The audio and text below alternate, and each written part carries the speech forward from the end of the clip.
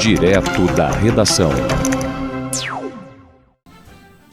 Pelo segundo ano seguido, como consequência da pandemia, o tradicional desfile do Dia da Independência, que tem na Esplanada dos Ministérios em Brasília como palco, esse desfile foi suspenso. A comemoração ela vai ser no Palácio do Alvorada, que é a residência oficial do presidente. O dia também vai ser marcado por manifestações. No momento, em Brasília, manifestantes pró-governo já estão acampados na Esplanada dos Ministérios. Eles começaram a chegar na noite de ontem, na Esplanada dos Ministérios, furaram o bloqueio da Polícia Militar, bloqueio da segurança, que foi o esquema de segurança que foi organizado pelo governo do Distrito Federal para manter os manifestantes distantes da Esplanada dos Ministérios e já tomaram conta. Mas vamos aqui acompanhar a reportagem, conferir as informações na reportagem aqui do Repórter Brasil. Como aconteceu no ano passado, as Forças Armadas farão a cerimônia de hasteamento da bandeira do Brasil na residência oficial do Presidente da República. Também haverá a tradicional apresentação da Esquadrilha da Fumaça. A área central de Brasília será ocupada por manifestações populares. Por causa disso, a Polícia Militar montou um esquema especial de segurança. A partir de amanhã, haverá reforço policial em toda a região. Os manifestantes pró-governo ocuparão a esplanada dos ministérios. O ponto de encontro será na Biblioteca Nacional. Já os manifestantes com orientações contrárias vão se concentrar no estacionamento da Torre de TV e seguirão encaminhada até o Memorial dos Povos Indígenas. O acesso à Praça dos Três Poderes será restrito. Vamos aqui dar uma passada nos principais noticiários de hoje, para a gente saber como vai se desdobrar isso, que os principais jornais no Brasil, os principais portais de notícias no Brasil estão falando estão falando nesta terça-feira, dia 7 de setembro. Bolsonaristas amanhecem a 500 metros do Supremo. Foi rápido. Na noite de ontem, após intensa pressão... Nós temos vídeo aí para ilustrar se for o caso, viu? Foi rápido. Na noite de ontem, após intensa pressão, um grupo de bolsonaristas, acompanhado de inúmeros caminhões, rompeu o cerco policial e avançou na Esplanada dos Ministérios em Brasília, até a altura do Palácio do Itamaraty. Antes das 22 horas, já estava a cerca de 500 metros da Praça dos Três Poderes, a menos de 1 quilômetro do Palácio do Supremo. À frente do grupo, sorridente, avançava também o deputado federal Eduardo Bolsonaro, filho 03. A tropa de choque foi mobilizada e, durante a madrugada, a maior preocupação da polícia era com o forte consumo de álcool no local. Não parou de chegar gente 1 minuto. A expectativa da PM é de que 100 mil pessoas compareçam à manifestação de agora, pela manhã, que já está ocorrendo. O presidente Jair Bolsonaro vai discursar à tarde. Segue para São Paulo, onde também falará no evento da Avenida Paulista. Essa reportagem está no Correio Brasiliense.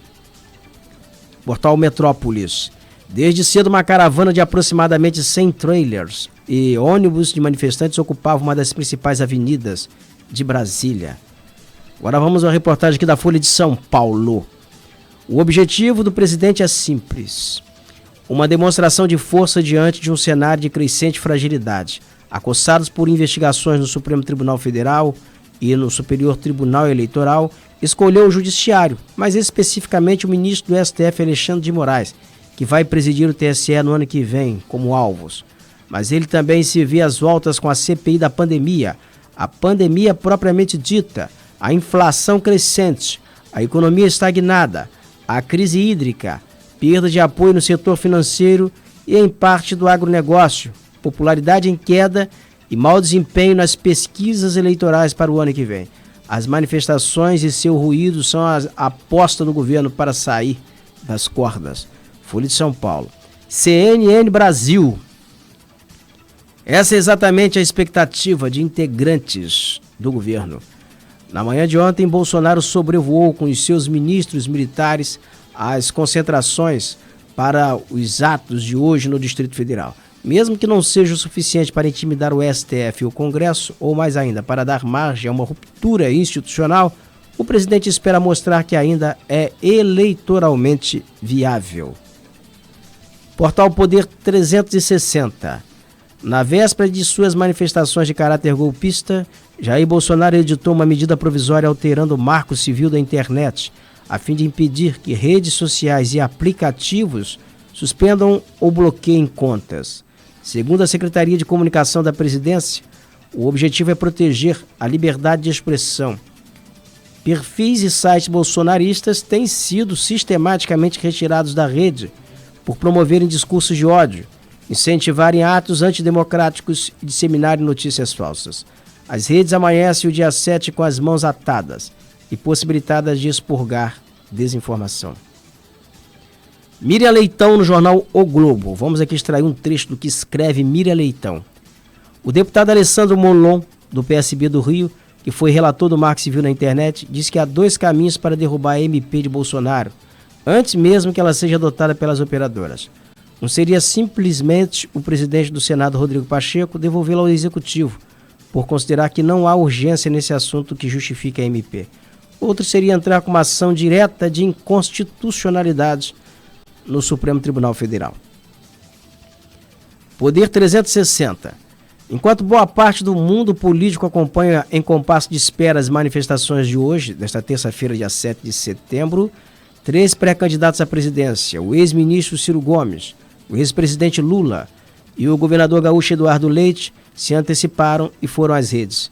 Em um vídeo caseiro e com tom incisivo, o pedetista pediu que todos, mesmo apoiadores do presidente, tomem cuidado hoje.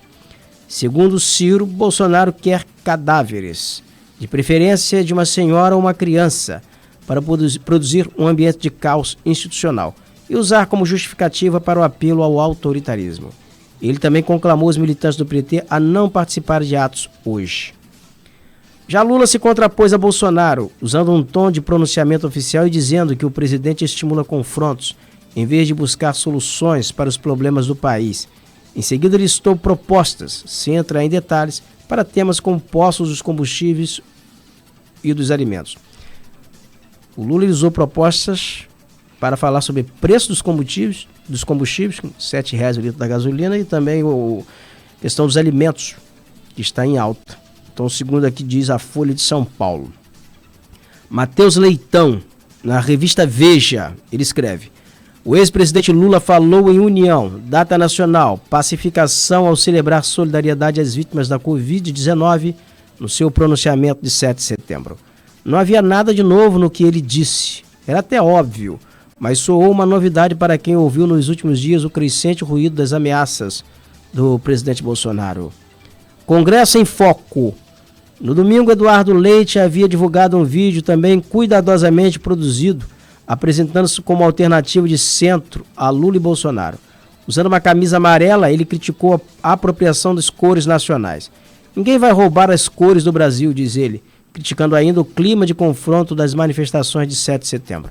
Essa guerra aí de um lado contra o outro, esse Brasil do nós contra eles, esse é um Brasil pequeno. Portal UOL. A despeito das tentativas de intimidação do Supremo, o Supremo Tribunal Federal continuou o cerco a organizadores de protestos criminosos e violentos, convocados para hoje. O ministro Alexandre de Moraes mandou bloquear as contas da AproSoja Nacional, Associação Brasileira dos Produtores de Soja, e da AproSoja de Mato Grosso, Associação dos Produtores de Soja e Milho de Mato Grosso, supostas financiadoras das manifestações. Em outra frente, também por ordem de Moraes, a Polícia Federal prendeu o blogueiro Márcio Giovanni Nicolatti, vulgo professor Marcinho, e o ex-PM mineiro Cássio Rodrigues de Souza. Nicolatti anunciou na internet que um empresário havia oferecido um prêmio pela cabeça do ministro, enquanto Souza fez diretamente ameaças de morte a Moraes em redes sociais. CNN Brasil. Por via das dúvidas, o STF reforçou a segurança pessoal de 10 ministros, recomendando ainda que eles evitem locais públicos. O prédio do Supremo, na Praça dos Três Poderes, já foi cercado por barreiras. Poder 360. E a medida não foi tomada cedo demais. Ontem mesmo, militantes bolsonaristas fizeram um protesto em frente ao STF, gritando palavras de ordem como Supremo é povo e Xandão na cadeia, em referência a Moraes. Uma faixa pedia que Bolsonaro usasse o exército para destruir o STF e o Congresso Nacional. Miriam Leitão também escreve aqui no Globo. Anota hoje no Globo. Será um triste 7 de setembro. Em vez de data nacional a ser celebrada por todos, será o dia em que Bolsonaro tentará amedrontar o país, convocando os seus radicais para as ruas e usando o aparato do Estado brasileiro, inclusive policiais militares. Isso para parecer forte, quando sabe que está cada vez mais fraco. Carlos Alberto dos Santos Cruz. Ele é general da reserva e ex-ministro da Secretaria de Governo. Ele escreve hoje no Estadão, no Jornal Estado de São Paulo. Vamos aqui a um trecho do seu artigo. Neste ano, o feriado e as cores nacionais foram sequestrados por interesses políticos. Os fanáticos não representam a maioria da população ordeira que se manifesta. Extremistas não representam aqueles que votaram por transformações em ambiente de paz, legalidade e prosperidade. A grande massa das pessoas de bem, motivada por boas intenções, não deve servir de escudo para extremistas, irresponsáveis e inconsequentes. O 7 de setembro é dia de celebração e não deve ser transformado em dia de conflito. Escreveu aqui o general Carlos Alberto dos Santos Cruz. Ele é general da reserva e ex-ministro da Secretaria de Governo. Escreveu hoje no Jornal Estado de São Paulo. Raul Jungmann, ex-ministro da Defesa. Escreveu também no Jornal Estado de São Paulo. O presidente encontra-se mais e mais isolado. Não detém força para promover um golpe de Estado, mas de promover distúrbios, conflitos e violência, sim. Todos devemos nos preocupar com isso. Porém, as instituições, a mídia, a sociedade e o empresariado têm reagido crescentemente. Ricardo Rangel, ele escreve aqui na revista Veja: economia, saúde, educação, meio ambiente, relações externas, ciência e cultura. Não há caso registrado de presidente que tenha cometido tantos erros em tantas áreas quanto o atual. Há indícios, no entanto, de que a conclamação para o golpe, ou seja lá o que for, possa ter sido não apenas o maior dos erros de Jair Bolsonaro, mas o erro definitivo. Hélio Schwartzman, na Folha de São Paulo. O Brasil já deu pistas sobre suas intenções quando declarou ter 3 alternativas para o futuro: estar preso, ser morto ou vitória. Dessas, a prisão me parece hoje a mais provável, mas o presidente há de preferir a terceira. Resta indagar o que seria a essa altura uma vitória para Bolsonaro. Acredito que sem acontecimentos mais dramáticos no Dia da Pátria, a única vitória que Bolsonaro poderá extrair serão imagens de uma avenida paulista razoavelmente cheia. Folha de São Paulo. Joel Pinheiro também escreve aqui na Folha de São Paulo: há 2 anos Bolsonaro e seus bajuladores vêm nos ameaçando com um autogolpe, que até agora não veio. Também não acredito que virá nesta terça. Com o debate público cada vez mais moldado pelas redes sociais, mostras ostensivas de poder e provocações bombásticas são mais valorizadas pelos fãs-clubes políticos, não só de Bolsonaro, do que realizações. Os protestos se encaixam nessa lógica. Não atingem resultados nem garantem novos votos. Cheios de som e fúria não significam nada. Eliane Castanede, no jornal Estado de São Paulo. Pergunte-se aos manifestantes o que Bolsonaro fez de bom para o Brasil nas mais variadas áreas e eles não terão o que dizer. Sem nada a favor, a resposta será com ataques e inverdades contra poderes da República e os que cobram o que o presidente é incapaz de fazer: governo, estabilidade, conhecimento e equilíbrio pessoal. O que interessa a ele e seus seguidores não é nada disso. É a foto. A foto para manter o mito de pé. Está aqui no Jornal Estado de São Paulo. Merval Pereira escreve em O Globo: não é normal chegarmos ao ponto de ter data marcada com antecedência para um golpe de Estado. E quando o dia chega, como hoje, não se sabe o que pode acontecer. Bolsonaro avança contra marcos democráticos como liberdade de expressão e direitos humanos, alegando estar defendendo essas mesmas liberdades. Estamos numa situação limite. Depois das manifestações, teremos uma visão clara do que pode acontecer no país. Diogo Mainardi escreve no Antagonista: Jair Bolsonaro tenta achacar o resto da sociedade, dizendo que é capaz de provocar uma ruptura. Na verdade, porém, a ruptura já ocorreu. A parcela minimamente civilizada da sociedade brasileira, que é majoritária, nunca mais vai se conciliar com os 500 mil mentecaptos que hoje pretendem ir às ruas para pisotear 580 mil cadáveres. Essa ruptura jamais será remendada. Helena Chagas escreve no site Divergentes: agora até o 7 de setembro está sendo vilipendiado por uma manifestação golpista, convocada por um presidente golpista. Mas é ou deveria ser uma festa de todos os brasileiros sem donos. Quem gosta vai, quem não gosta fica em casa. Mas sem medo, porque como se dizia antigamente, o Brasil é nosso e não do Bolsonaro e seus fanáticos. O grito a ser entoado neste dia da independência deveria ser: Bolsonaro, devolve a minha pátria. Escreve Helena Chagas em Divergências. É Divergentes, na verdade. É o site aqui que escreve a jornalista Helena Chagas, que já foi ministra, né?